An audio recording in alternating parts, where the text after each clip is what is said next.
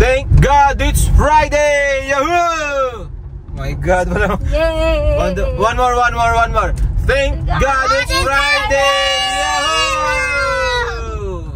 Yay! Yay! Wala nang gigising ng maaga. Yahoo! Yay! We are the 5 AM club.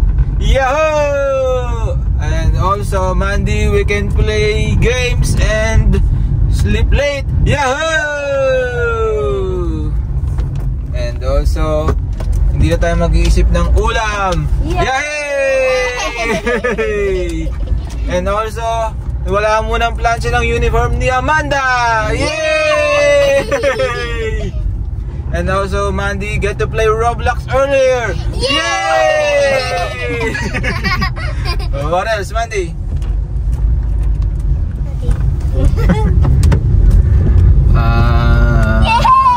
Yay! And also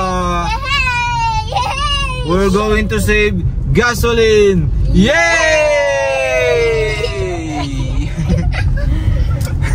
We can sleep until 11. Yay! We don't need to wash clothes and do the dishes. Yay! Mandy can eat junk food. Yay! Ayaw ni Mandy ng junk food. Also, another day, another antibiotics for tomorrow, but tomorrow is the last day. Yay! Tomorrow Taz can drink. Yay! That's the best! Okay, tomorrow is my last day of medication dahil nagpabulot ako ng ngipin. Yay! And also, I can also eat chicken and Manda also can eat egg. Yay!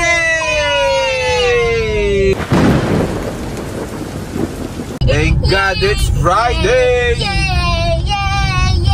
We don't need to do the chores! Yay! Mandy don't need to take a bath in the morning. Yay!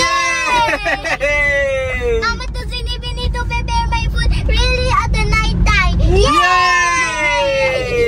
I don't need to heat water for Mandy in the morning. Yay! And Papa doesn't even need to cook my ulam and my rice. Wow! Yay! We don't need to wake up early. Yay! We can do whatever what we want. Yay! We don't have assignment. Actually, we do have assignment. What? Me. What's your assignment? Homework. Wow! But it's okay, that's for tomorrow. We're talking about today! Medyo maulan guys, ayan. So sana safe kayo kung nasan man kayo. Papunta kayo sa inyong mga bahay. Salute na survive natin ang ating Biyernes. Ito na siguro ang pinakamahabang Biyernes para sa aming mga magulang. Dahil first time namin magkaroon ng grade 1 at gumising ng 5 araw na sunod-sunod ng 4:45 AM. Yay! 4 days lang. 4 days lang. Walang pasok ng Tuesday. So, salute! Guys, lalo sa... Salute sa lahat ng magulang na puyat. Sa lahat ng magulang na puyat, nagpapakapuyat at mapupuyat pa. Grabe, sulit na sulit para sa ating mga anak kagaya ni Amandang makulit. Yay! Pero worth it naman, no mama? Yes, worth it naman ang every gising. Ako hindi ko nararamdaman yung pagod eh. Pagkatapos na lang, yay! I mean, paggigising ako sa umaga, no? Hindi ka pagod pagkagabi na. Oo, pagkagabi na. Susubside yung pagod. Pero pagka nung umaga, kasi di ba iba, minsan gigising tayo na, ano nga ba yan, nung 5 AM. Oo, parang hirap. Bawa, magja-jogging, parang hirap. Magpupunta sa somewhere, parang hirap. Pero pag alam mong duty mo na para sa kay Mandy na magluluto, yay! Papa is about to cry. Yay! Next time, I will learn how to cook more food. Yay! Hey, I'm not gonna cry here. Yay! Papa is learning to cook. Yeah. This is his first time to really cook your food all the way throughout the week. He cooks Shanghai, homemade lunch on me. Puro prito, guys! I'm sorry! But it's really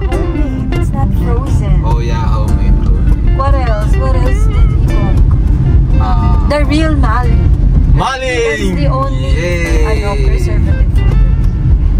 But still, he's doing it like... Oh, hey, why are you looking at me? He's Papa. No, it's a team effort. So, yung mga mag-isa na parents, grabe. It's really... Ngayon, swerte kami dahil dalawa kami. Kahit may work si mama ni Mandy, it's a team effort. And Mandy is also very excited. That's why Yeah, she's not...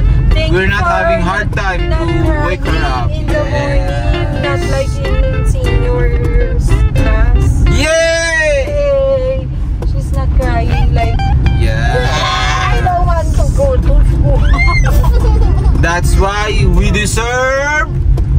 Where are we going, guys?